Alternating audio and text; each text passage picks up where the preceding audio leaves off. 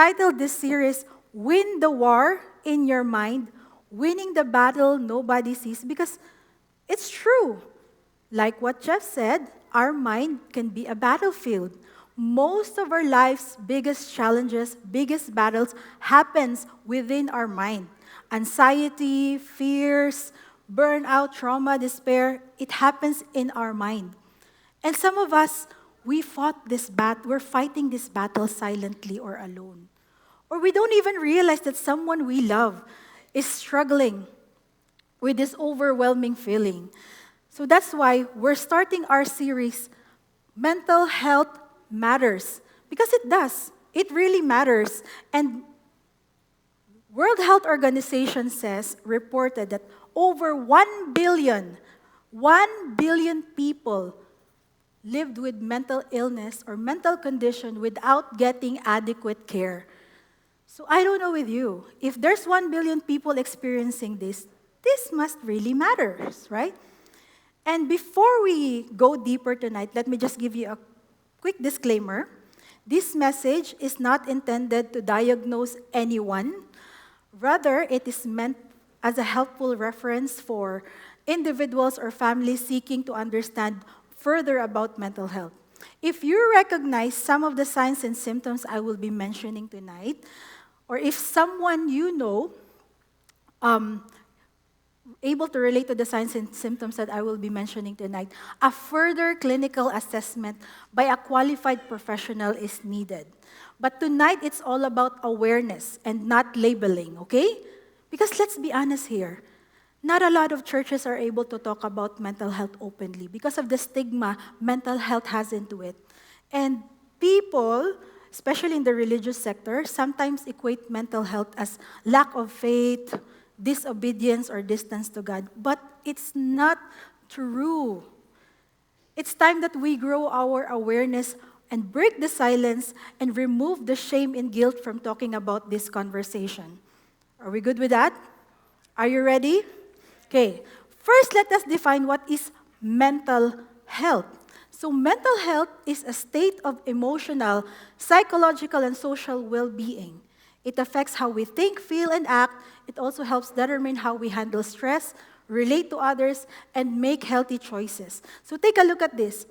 It is your emotional, psychological, social well-being. Emotional means that's how you feel about yourself, how you recognize your emotions, how you manage stress, how you recover from a difficult situation.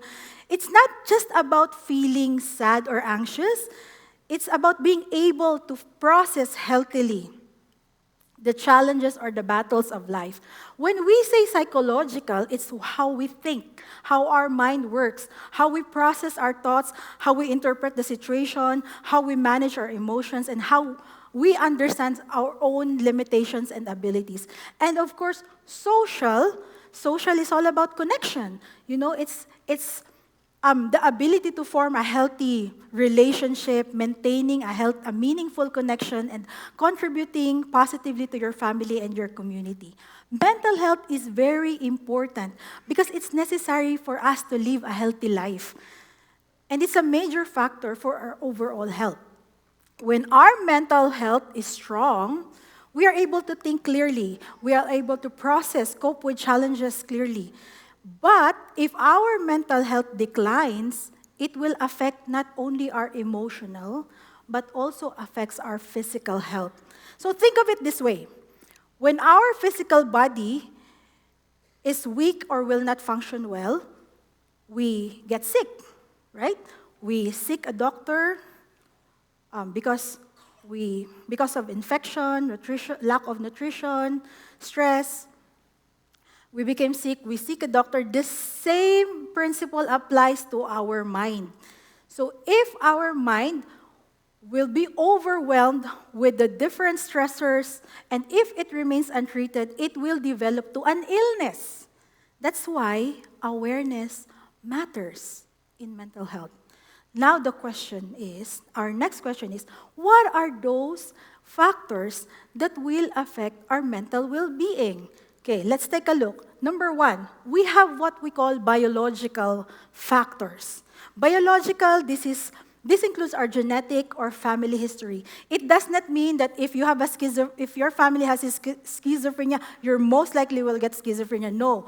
It just means that you are more vulnerable. You are more vulnerable from becoming mentally ill. It will not automatically say that you will develop mental illness right away. Another thing about biological are the infections, the viruses that will affect our brains. So have you noticed when you are sick, your mood gets low? So that's the same because our brain and our body has a connection. Brain injury and trauma falls under biological. So whether it happens from an accident or a contact sports that includes like head impact, so it will affect our mental health. So it was reported that Muhammad Ali experienced emotional and psychological struggles linked through the repeated trauma in the head. And long-term injury on the brains can lead to a neurological changes. There's also underlying medical conditions that plays a role in it, such as if we are diagnosed with cancer or any debilitating sickness, it plays a role. So in the case of Muhammad Ali, at the very young age of 40, he was already diagnosed with Parkinson's disease. And it greatly affected his emotional and psychological well-being as he moves towards the older stage of his life. There's also what we call hormonal imbalance that affects our emotion and mood. One clear example is postpartum depression. Did you know that 10 to 15% of women experience postpartum depression because of the hormonal shift after childbirth? Or even the lack of sleep or nutrition, it also affects our brain. Sleep deprivation will increase our stress hormone called cortisol. Cortisol negatively impacts our mood and will have a hard time focusing or regulating our emotions. Another thing is we have what we call environmental factor. Environmental factor plays a significant role in our mental health because if we are in a very stressful work or school environment, especially when we have a high-pressure job or academic pressures, it can lead to an emotional or physical exhaustion or burnout. There's also what we call under environmental are the major life transitions, like changing jobs, transferring to school, moving to a new city, moving to a new country. I think all of us experienced this when we moved to Canada, like some of us who have migrated here to Canada. Like adjusting to a new culture, climate, and system wasn't easy, right? I remember when I was, I think, 21 or 22 years old, I already worked overseas in Singapore. And at a young age, living in a foreign country without family support was extremely challenging for me. It took me almost 2 years to settle my life in Singapore before I was able to truly enjoy my life in Singapore. That's why Jeff and I, if you see, we're very concerned to the newcomers here in our church because we understand how difficult it can be to adjust and blend into a new family or a new environment.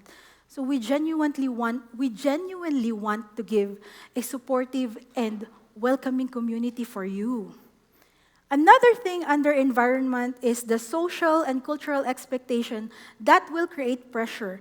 So social media, sometimes there's this unrealistic beauty standard that thin is beautiful, right? So it will also create some eating disorders. Or in some culture, we have this tita, right? When we get into a reunion, and they will say, "Oh, you're already 40, and why you're still single?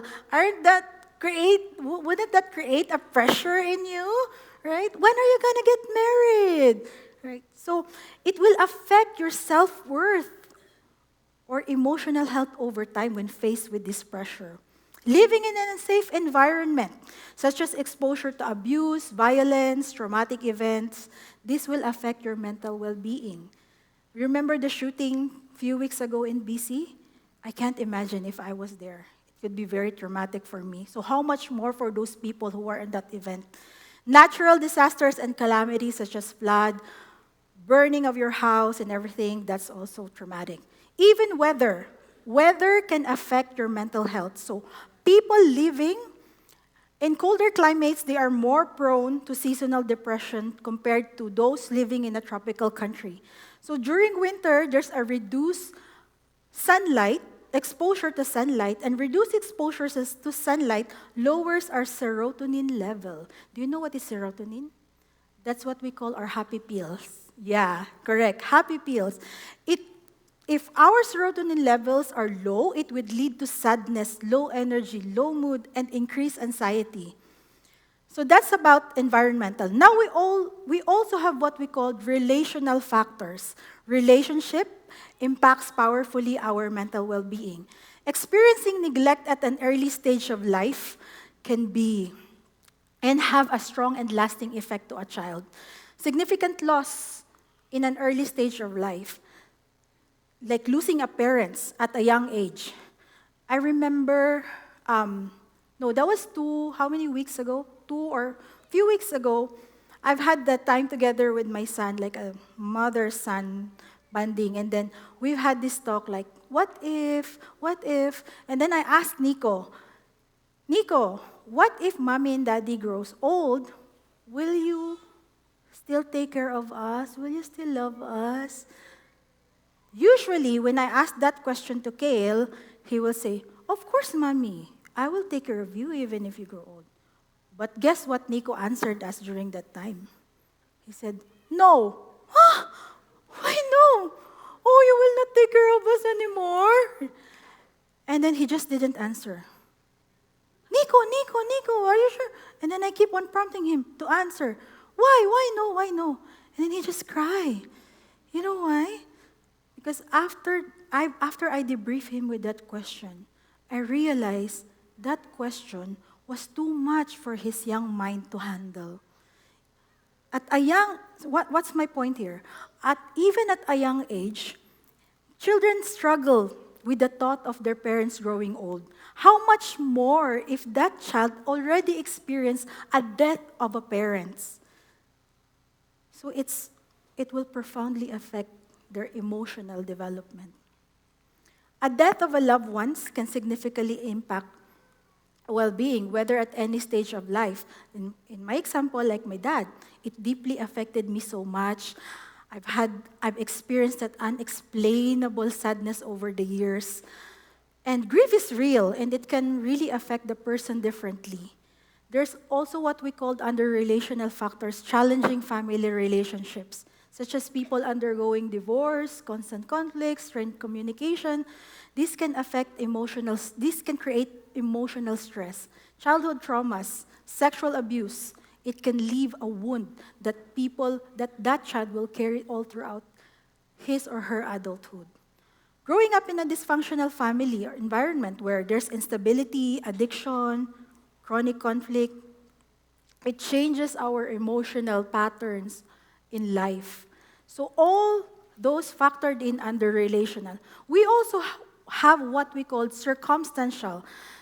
There are circumstances in life that we never choose to happen to us, and we don't have full control. We just have to navigate them. Things such as COVID, for example. Nobody wants to be in that season. Yet, it happened. We experienced it. We experienced uncertainty, fear, lack of social interactions for an extended period of time. So that affected a lot of us so much mentally. There's also what we called under circumstantial factors, financial struggle.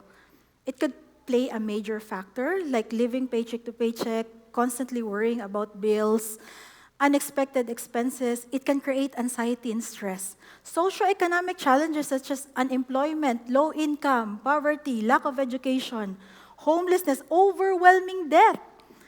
It can place a tremendous pressure on a person's well-being. I would remember Jeff, he would always say, we're poor, we grew up in a poor family.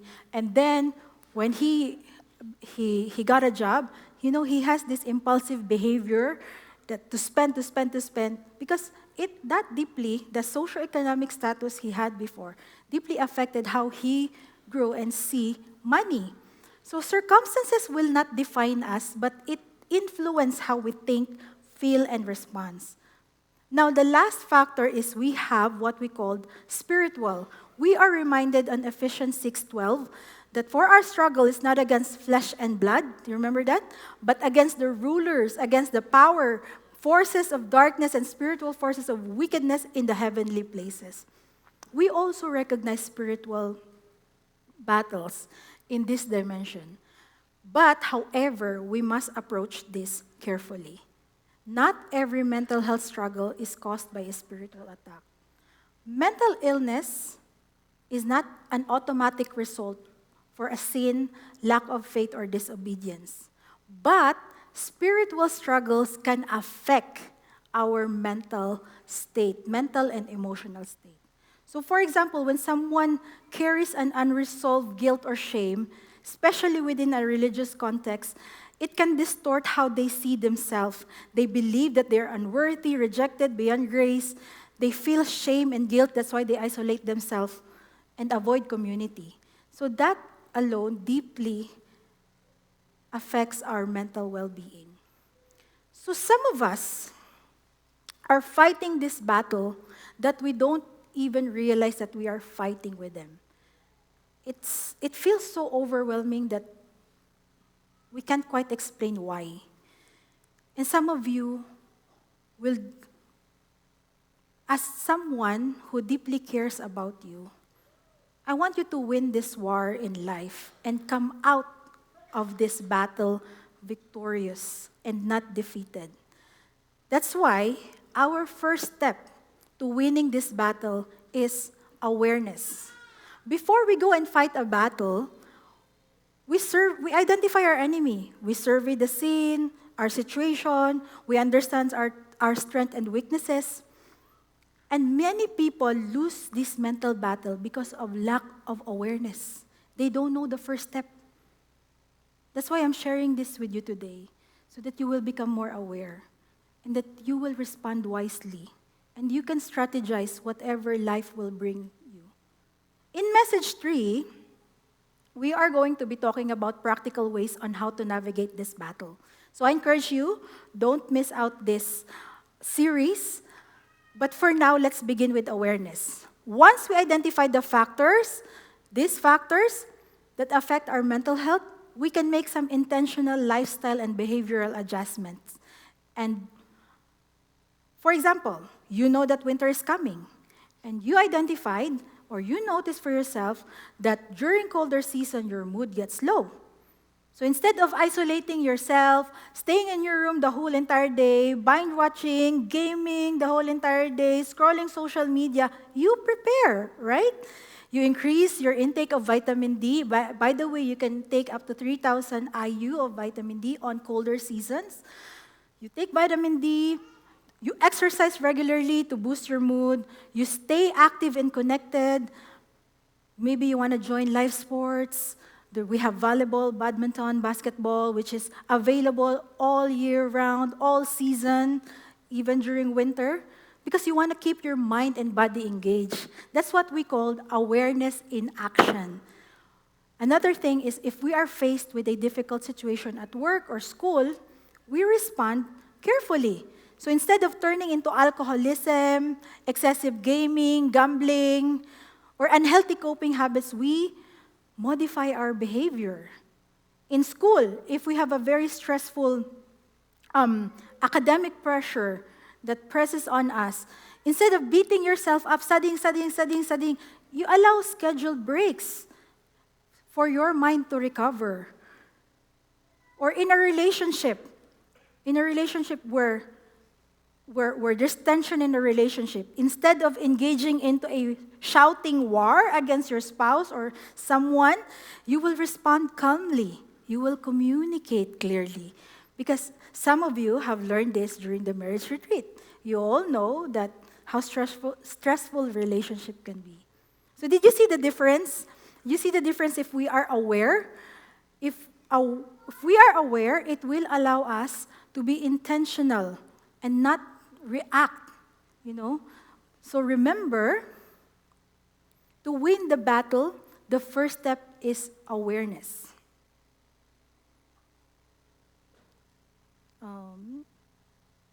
I'm sorry, I'm pressing a wrong button. So, a mentally healthy individual, when faced with all these circumstances, they will still struggle in a bit, but they are able to bounce back. They're able to bounce back in their daily norms of life because they have a healthy coping mechanism.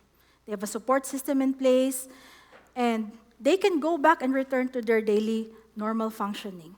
So, for example, when I moved to Canada, I've already said, environmental, circumstantial, it affected me so much.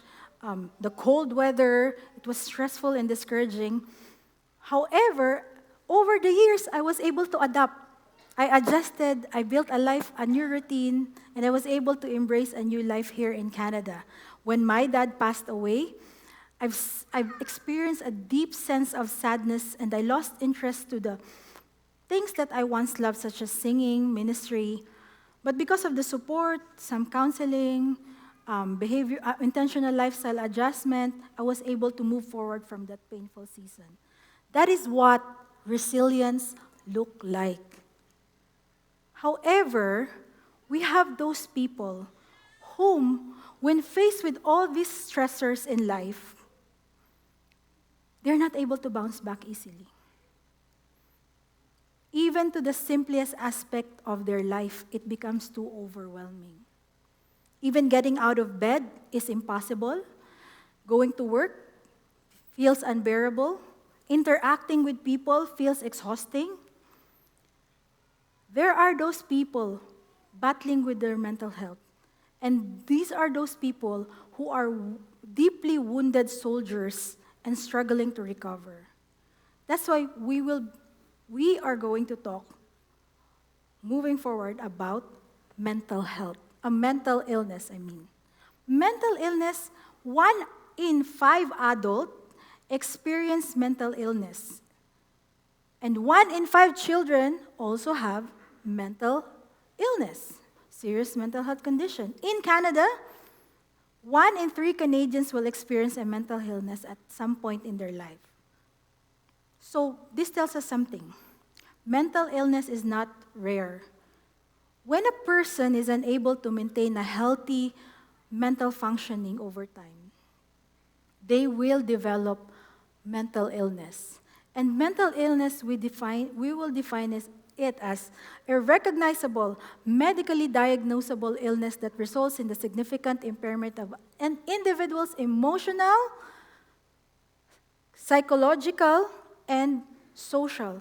So if mental health is the state of well-being of your emotional, psychological, and social, it's the contrast of mental illness. You cannot function emotionally, cognitively, and relationally. In simple terms, this person will lose their ability to think clearly, regulate their emotion, or function in a daily responsibility. And it will impact significantly their life for over an extended period of time. It's important that we understand this because this is not the same feeling if we are distressed or we are faced with a difficult circumstances like losing a loved one, breaking up from a romantic relationship, losing a job. It's a normal reaction to a painful circumstances, but people who are experiencing mental illness, they need time and support to regain their stability, to move forward. These people who experience mental illness experience distress consistently and intensely. They're unable to regain control of their own self, even to a simplest aspect of daily life. Now, in those moments, these people battling with mental illness needs professional support and to help restore their emotional balance and functioning. That is why awareness, compassion, and proper care matter so much. Now listen to this. Look at this. Mental illness can be experienced by who? All ages, all cultures, all educational levels, from all income levels. No one is exempt. The battle is real, and it can happen to any one of you. If you want to understand what some of these deeply wounded individuals are going through, we need to at least have a basic awareness of the different types of mental illness. Are you good with that? So, tonight, it's all about awareness and education. It's not labeling, but for the sake of time, I will just briefly mention the commonly seen conditions. I cannot go through point by point, but I'm just going to present to you. You can take pictures of it. And then you can take pictures, and I would be willing to talk to you further about it. And just, again, a disclaimer, this is not a diagnostic tool. If you recognize symptoms for yourself or for someone else, a proper clinical assessment is necessary. So let's begin being aware of those mental illnesses that is happening around us and our community. First, there's what we call anxiety disorder. So in the US, anxiety disorder is the most considered common mental illnesses that is happening. So these are the signs and symptoms. These are unexplainable feeling of fear, obsessive negative thoughts, and having difficulty controlling worry. By the way, I'll just go back to this one. You need to have at least all the symptoms for 6 months or more for you to be treated or to get diagnosed and be treated. Anxiety disorder comes in a different types. There's what we call general anxiety disorder, where you're having difficulty getting through daily activities. You typically worry for nothing. There's no concern. There's also what we call separation anxiety disorder, where that person feels overwhelmingly, they're unable to function when they are away from a loved ones, because there's an overwhelming fear that their loved ones might get injured, die, or there will be a disaster will happen. Anxiety disorder also comes in a social anxiety. There's also what we call social anxiety disorder under this mental illness, where there's extreme fear of being embarrassed in front of many people that can lead to isolation and depression, or fear of public setting. There's also what we call phobia and under anxiety disorders. There's this what we call an irrational fear of certain places or person or object. If anxiety disorder goes untreated, it can lead to a panic attack. And sometimes the symptoms can be chest pain, palpitation, shortness of breath, and stomach aches. Now next, there's what we call depression. Depression affects 7.1% of adults, and 13.3% of adolescents experience depression in a year. Depression is more than just a feeling of sadness or having a rough day. It's a serious mental illness that requires attention and treatment. Mentally healthy people can have one depression episode, but for a mentally ill individual, depression can be recurring, and if left untreated, could lead to suicide. These are the signs and symptoms. Now, parents, listen to me. Did you know that your kids could also experience depression? Children will not most likely they will not say, I'm depressed, mommy, daddy. So look at this. It shows on physical aches and pains. So if your child is having that aches and pains were unexplainable, so I think that's something that you have to take a look into. The same with teens and adults. They cannot identify depression, but it will show on their school. They're having difficulty at school. They become negative, irritable, short-tempered, or sometimes worse, there's a misuse of substance. So those are signs, parents, that you need, other than this, that you need professional help. According to NAMI, NAMI, National Alliance of Mental Health, it's a US-based nonprofit that provides educational support to families who have individuals or families who are who's going through mental illness. According to NAMI, they said that to be diagnosed by depression, you must at least experience a major depressive episode longer than 2 weeks. So next of our list is bipolar disorder. This is an emotional roller coaster of highs and lows of our moods. Symptoms of high is this one. And then symptoms of lows are this. So high, lows, for those who want to take picture. Those highs and lows, they are called episodes, and they can fluctuate in different rates. The first manic episodes can lead to stress or trauma. And the episode can last for 7 days. That sometimes requires hospitalization. I knew someone close to my heart who is also experiencing this bipolar disorder. When he's on his mania or his manic, on that person's manic stage, they're very high to the point that they don't even eat. They do a lot of things. And then when that person is at his lowest, he can stay in bed 24/7 for at least 7 to 2 weeks. So that's how bipolar looks like.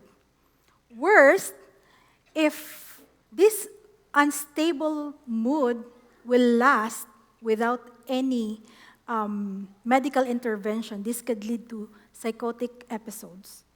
Next, we have what we call BPD, or borderline personality disorder. This is commonly misdiagnosed or misunderstood in bipolar because there's also a shifting of moods.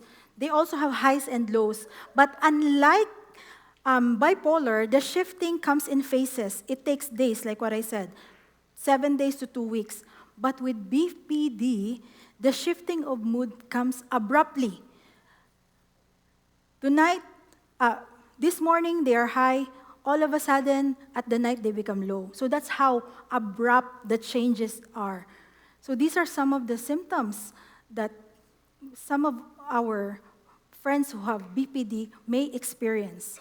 Now, let me tell you, BPD, most person who suffers with BPD, they're having trouble regulating their emotions and their thoughts. They will have impulsive or reckless behavior. And people who struggle with BPD feels emotional, or they feel the emotion deeply after a very intense event. Symptoms can be triggered by just a minor event also. BPD is not being dramatic or not attention-seeking. It's a condition that there's a deep emotional pain, and they have difficulty regulating overwhelming feelings. That's why proper support are needed for people who are suffering from BPD so that they can learn. Actually, with proper support, many individuals with BPD can cope healthier and live a meaningful life.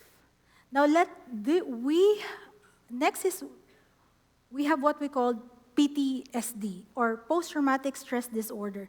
This is triggered by a terrifying event or being experienced or witnessed. So remember, I mentioned like the shooting in BC. Those kids or people who have seen that one can be terrifying. They probably must have experienced PTSD. Events such as sexual abuse, physical abuse, assault, or natural disaster can cause PTSD. So these are the symptoms. These symptoms, it will interfere your daily life, and it could last for months and years. So I myself, I was not diagnosed with PTSD, but I've had some of the symptoms of PTSD, it was during also my university days. I got robbed. I was robbed. I was walking, going back home, and I was robbed. And then I have a tug of war with the robber because the robber wants to get my bag. And then while I was tugging my bag with him, a long knife like this fell out of his pocket, or I don't know where it came from. And after that, I went home. And then I didn't tell my mom yet because it was already late night. I went home. And then the following day, I found some bruises and scratches all around my body. And my mom told me, "What happened? Why you have all this?" And then I just couldn't explain myself. I just burst out in tears. I was robbed. I nahold up ako. I just couldn't explain the feeling. And since then, I get easily startled. So whenever you tap me at the back and say, "Hey, Roann," I was, I think that was for 2 months because of the traumatic event that I keeps repeating on my mind. Next, there's what we call schizophrenia. Schizophrenia is a disorder in which people interpret reality abnormally. These are the signs and symptoms. People will hear voices inside their head. They believe that people are reading their minds, someone is controlling them or plotting harm against them. They're afraid of being harmed. That's why they withdraw or become agitated when they are in public. Schizophrenia is a chronic condition that requires a lifelong treatment. There's a movie called A Beautiful Mind, played by Russell Crowe and Jennifer Connelly. It depicted, if you want to understand more, I suggest you watch that movie. Russell Crowe played a mathematician who suffered from schizophrenia that time. His name was John Nash. And even though he had schizophrenia, he won a Nobel Prize Award. So, you see, you can still function if you have healthy coping habits. Next, there's what we call ADHD, or Attention Deficit Hyperactivity Disorder. This is common in children, but it could also continue in adulthood. These are your symptoms. It's quite common for children to be distracted, impulsive, and hyperactive, but children with ADHD, they show symptoms and behavior more frequently and severely. So, ADHD. Next, we have what we call co-occurring disorder, which are a combination of mental health and substance use disorder. So this is actually quite tricky to be diagnosed because sometimes person will have mental illness first before they will be diagnosed with substance abuse. Or it could be the other way around. They had substance abuse disorder that leads them to mental illness. That's why it's called co-occurring. And 3.3% of adults have this one. Co-occurring, like what I said, it's difficult to diagnose because of its complexity of the symptoms. Some people who experience this, they self-medicate, and they have trouble, or it can worsen when they self-medicate. We also have other factors, or I categorize it on another illness, such as conduct disorders. Conduct disorder affects the children, 6 to 16% of boys, or 2 to 9% of girls. These are what we call like persistent patterns of disruptive or violent behavior, such as aggression, theft, vandalism, lying, destruction, breaking the rules. They are common in boys, although girls can have it, and its onset continues 6 months or longer. Another one that is common in children is what we call DMDD, or disruptive mood dysregulated disorders. These are intense tantrums that occur at least 3 times per week. Like in a child who has DMDD, there's this like it's okay to have tantrums, but this tantrum is like severe. They're very irritable, they're more frequent, there's a temper outburst, and there is an it's just out of proportion with the situation. So children must be 6 to 18 years old for these signs, for you to diagnose DMDD. We also what we there's also what we call dissociative disorder. Dissociative disorder affects 2% of adults. These are the involuntary escape from reality. There's a disconnection. So from the word dissociative, they deassociate their thoughts, their consciousness from reality. It comes in various types. There's what we call dissociative amnesia, where you have difficulty remembering your own self or a particular event because of abuse, or trying to suppress that very traumatic experience in your life. There's what we call also depersonalization disorder. Like, for example, my hands, it's out of my body, or my mind is a cotton candy. That's things such as that. That's a depersonalization disorder where they're out of their own reality.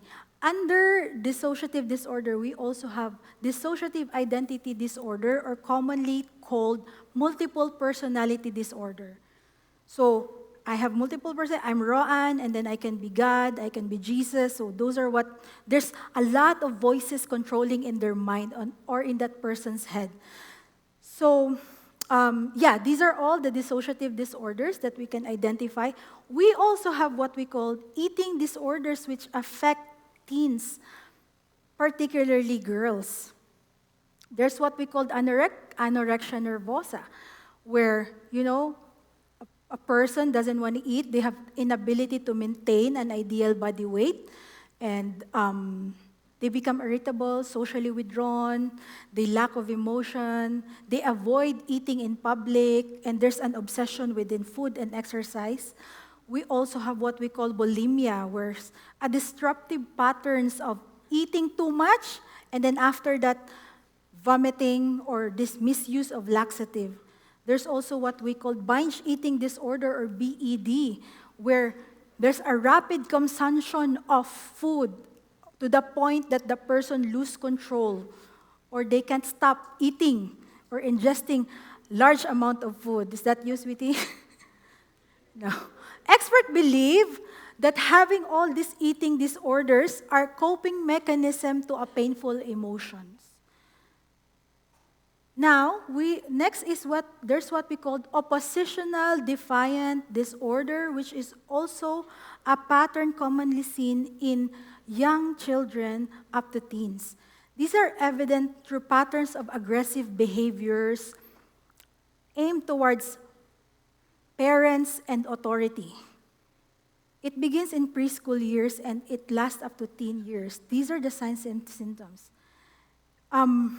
It's difficult to differentiate a strong-willed child with an OOED child. So that's why the symptoms must last for 6 months or more, and there's a significant impairment at home with friends at school. There's what we call also personality disorders. It comes in various types. People who have personality disorders, they act impulsively, carelessly, there's an sympathetic behavior, ignoring rules and laws.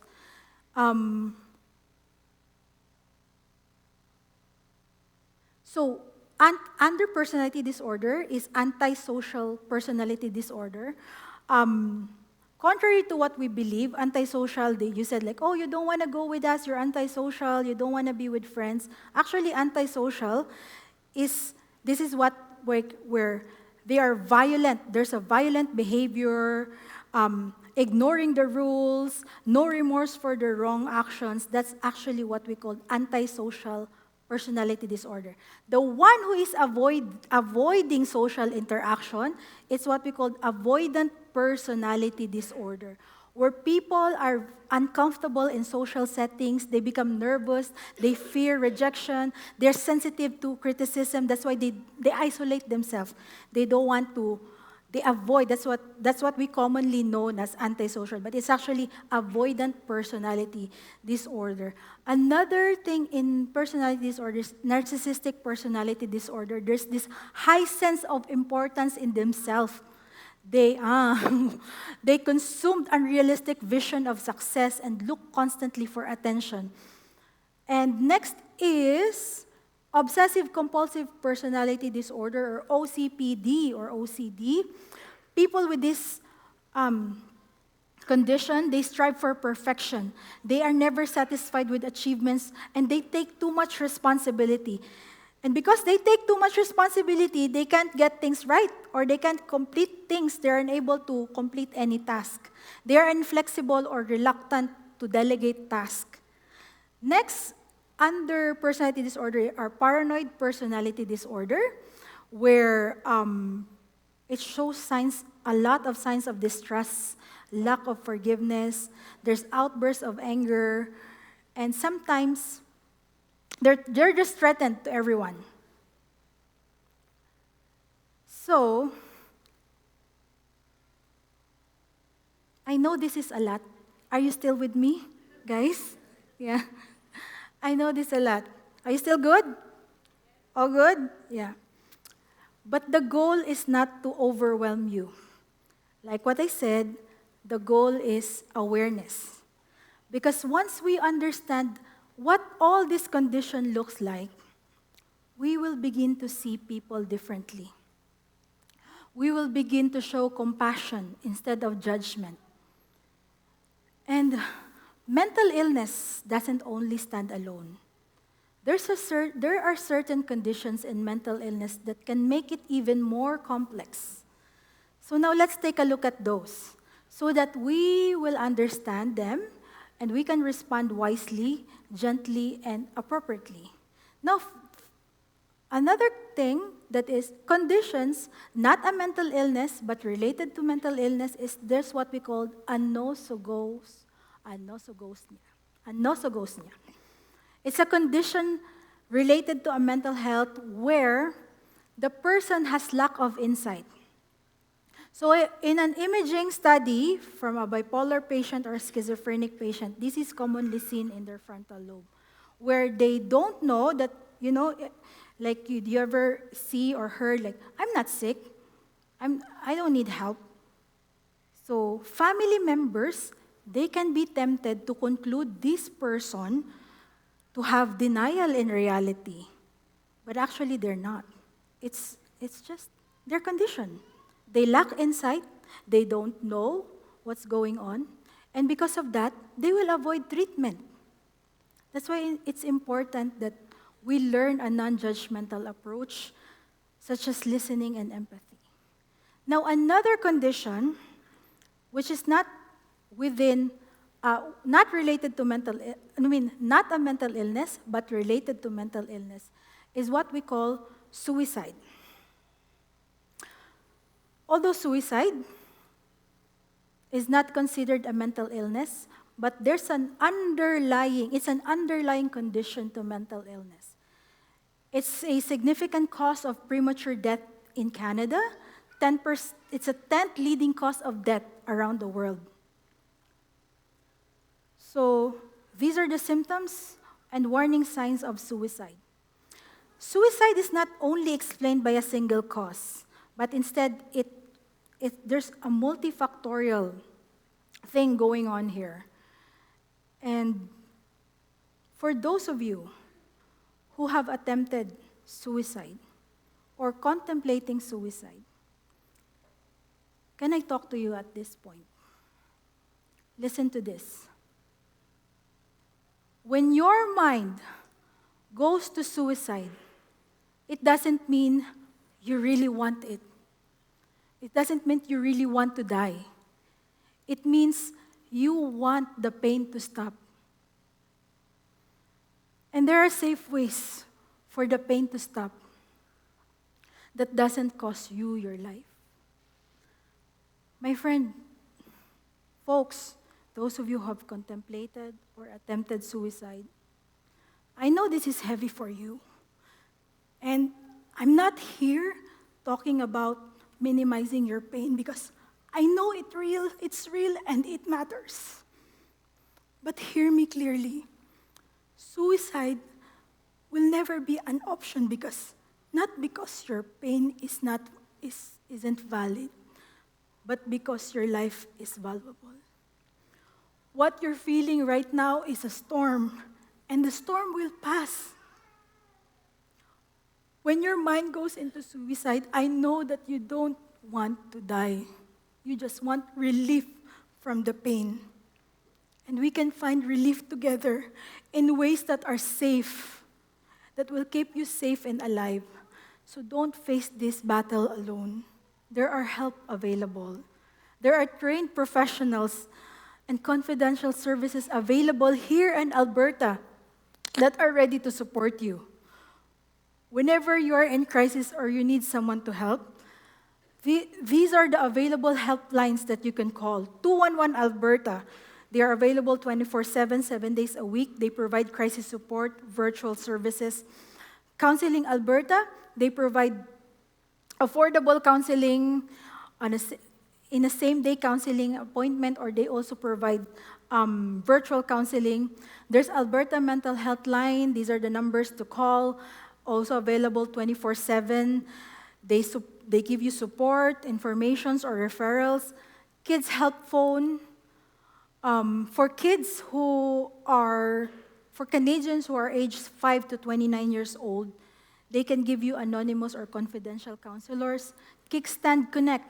They give short-term counseling, but only by booking, the Kickstand Connect. For ages 12 to 25, there's HealthLink. Call 811. Available 24/7 also. They are staffed with general nurses who, if you want to know more about general health condition. Or 988 Suicide Crisis Helpline. For someone you know who is thinking about suicide, call this number. And if you're in an immediate danger, call 911. Again, you don't have to go through this battle alone. There are help available. I am here for you. The church is here for you. We can reach out for more support if needed, and your story isn't finished yet. Let me tell this to you clearly. Your life is precious to God. Suicide is never His plan for you. The pain you feel is real, and yes, sometimes it's unbearable, but it's not bigger than the hope God has for you. You are not alone in this. God is with you in this. Let's walk this through together. Before I end, let me give you a glimpse of hope from the story of Nebuchadnezzar in Daniel chapter 4. Let me give you a quick overview. So at this time, Israel had been conquered by the Babylonian Empire, and many of the Jews were taken captive to Babylon. Among those captives were Daniel. You know, Daniel and the lion's den? Yeah, that's the character we will be talking about. Daniel is a young man who remained faithful to God even though they were brought to a foreign country. And that time, on Daniel chapter 4, there was a king named Nebuchadnezzar. Nebuchadnezzar, he was a very powerful, influential, successful king. According to human standards, he built a massive golden statue and commanded everyone to worship that statue.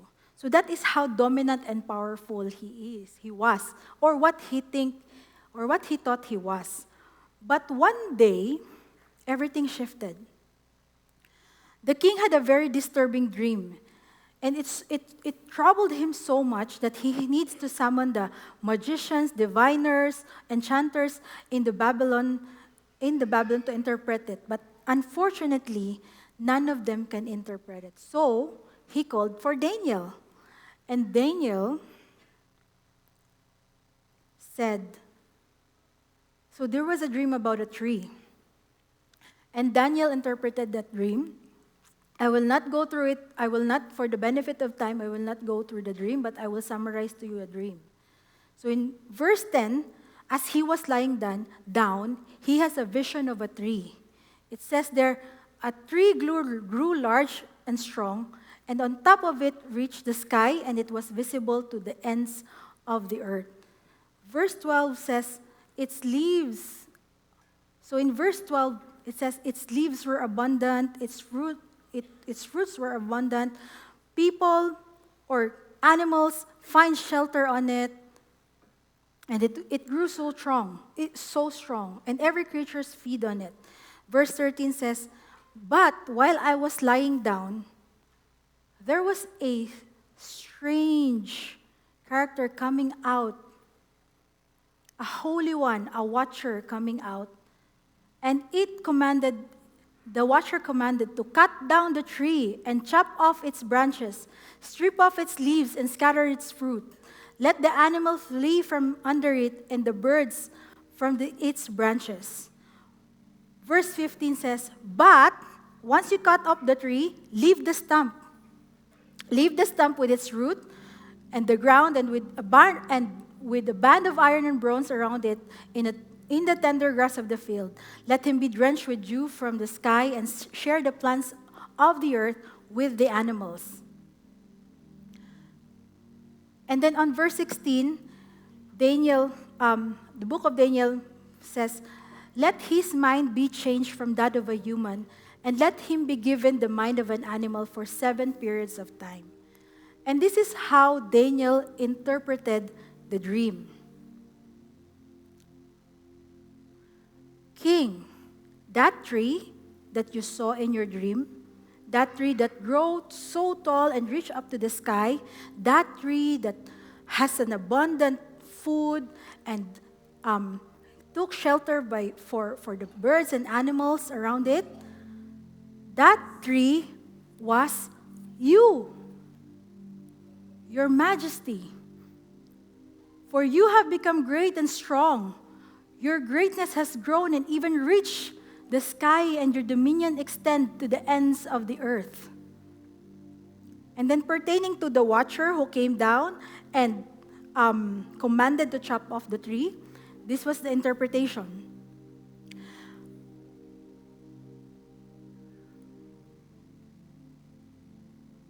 You will be driven away from people to live with the wild animals. You will feed on grass like cattle and be drenched with dew from the sky for 7 periods of time until you acknowledge that the Most High is the ruler over all human kingdoms, and he gives them to anyone he wants. So there was a glimpse of hope actually when Daniel said, until you acknowledge that God is the Most High and the ruler of all. And then in verse 26, he said, as for the command to leave the stump with its roots, your kingdom will be restored to you as soon as, so there's another warning, as soon as you acknowledge that heaven rules. The dream was actually a warning. Therefore, that's why Daniel said, may my advice seem good to you, my king. Separate yourself from your sin by doing what is right, and from your injustices by showing mercy to the needy. Perhaps there will be an extension of your prosperity. So Daniel was appealing to the king. King, you know, this is the dream. It serves as a warning. So my appeal to you, please, do good. Separate yourself from sin. So there was a warning. But it came to pass. Nebuchadnezzar never listened. And this is what happened. He lost his throne. He lost his ability. He lost his dignity. And worse is, he lost his sanity. his whole life crumbled. And modern psychology would interpret his condition as what we call zoanthropy. Zoanthropy is a rare delusion where people believe that they are animal. This is a rare condition happening, or you can see, for a person who is diagnosed with schizophrenia or acute psychosis. So what do we see here?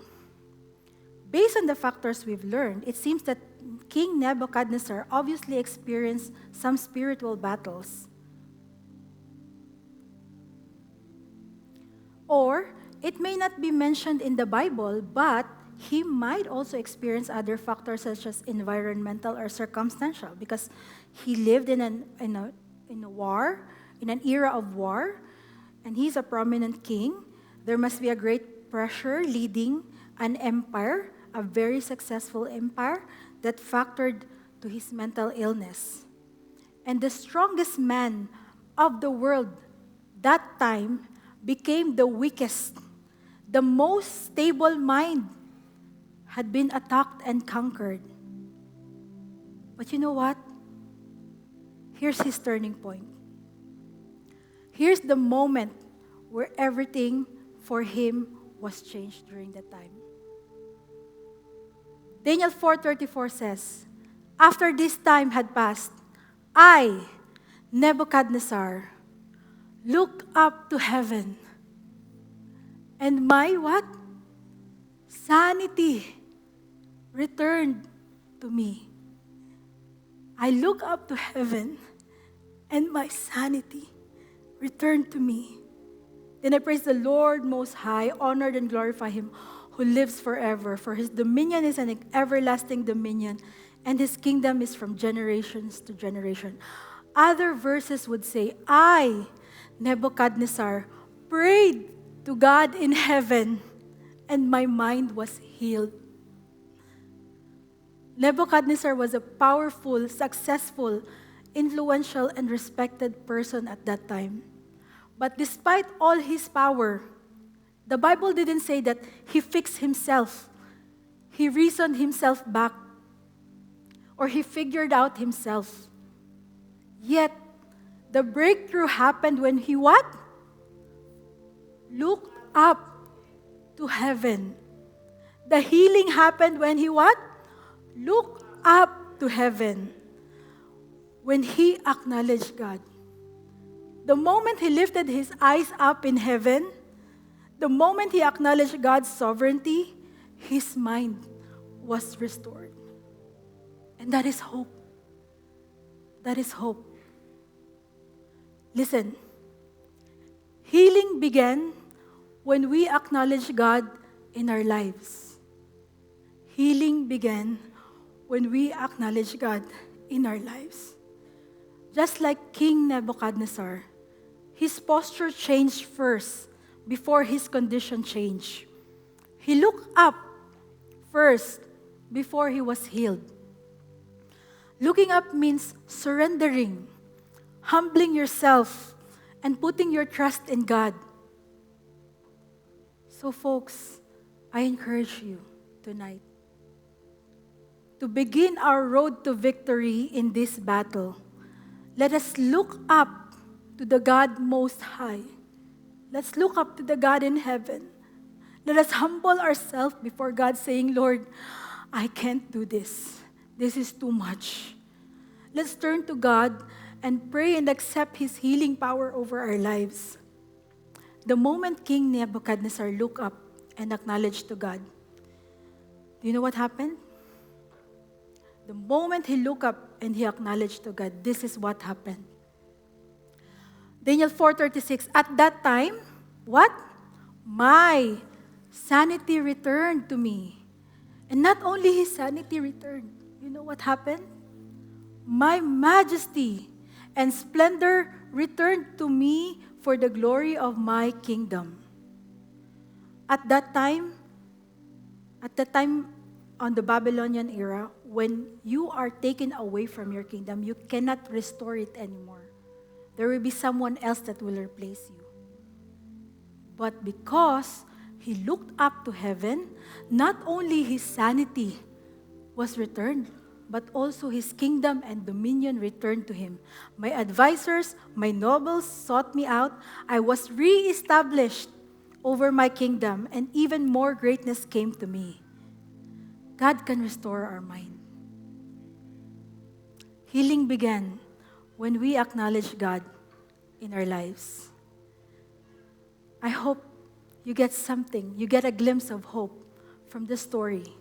So I encourage you tonight, let us look up to God. Those diseases, those illnesses that we've seen, you may be encountering it, you may be feeling it yourself, or someone you know may be feeling it, and it's so overwhelming and it's so draining.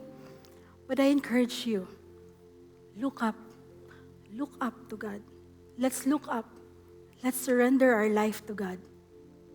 And just like Nebuchadnezzar, our mind will be restored. Our life will be restored. Healing comes when we acknowledge God first.